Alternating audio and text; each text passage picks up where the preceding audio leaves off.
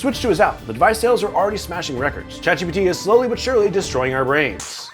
Says MIT, am I right? And Xbox might just be changing retro gaming forever. Welcome to Tech News. The Nintendo Switch 2 launch has been really interesting to watch. Right out of the gate, Nintendo broke records, selling over 3.5 million consoles in the first week. That's a lot better than most people, admittedly myself, expected, especially considering the higher price point for both the console and the games. But there's already backlash. Gamers are calling out the lack of true physical games, and reports of stick drift are resurfacing less than a week after launch. Yes, stick drift again. Nintendo might have shipped a powerhouse, but they didn't kill their biggest hardware issue. Not a good look for a $450 device. Still, based on sales numbers at least, the upgrades were enough. You get 4K output when docked, faster chip performance with a new chip, and significantly reduced load times on a bigger, brighter, sharper LCD display. Yes, really low bar here, but native Bluetooth audio finally exists on the Switch. And Nintendo investors love the Switch 2. The console's launch success triggered a 15% stock price boost for Nintendo just this last year. Looks like Nintendo nailed the launch, but sustaining that goodwill means fixing those hardware complaints and then fixing it fast. If they build this early momentum, they risk turning record sales into long-term trust erosion.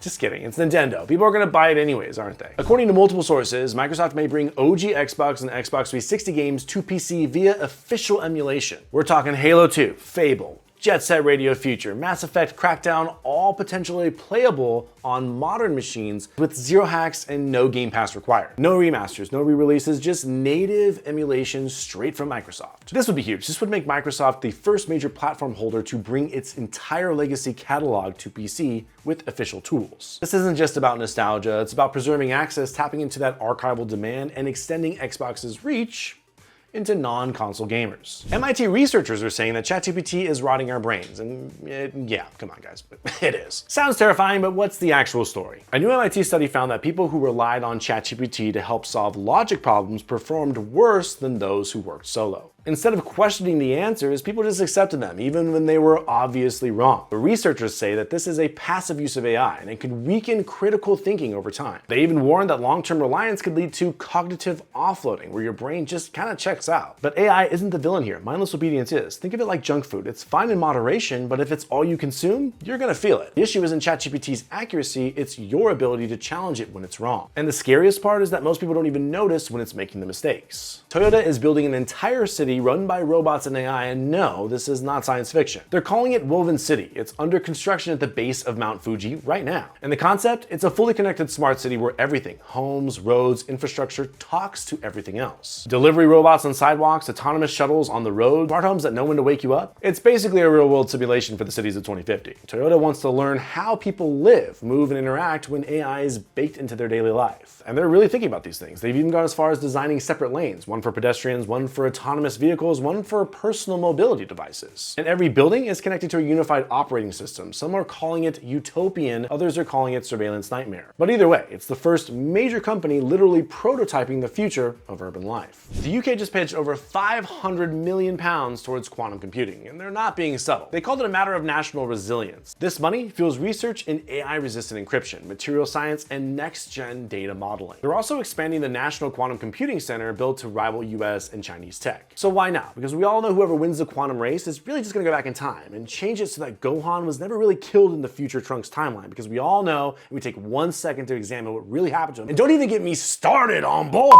My bad guys. I guess that's a trigger. What will probably happen is they just break every encryption standard on the planet Earth. They've also promised to make all their breakthroughs public, pushing for open innovation instead of walled gardens. But skeptics say the timeline is still really fuzzy. Quantum's potential is massive, but so are the unknowns. The real flex here is going to be positioning themselves as a sovereign quantum power before the US takes and claims exclusivity. That's it for today. Let me know what timeline you're going to mess up when quantum whole guns become available in stores near you. See you in the next one.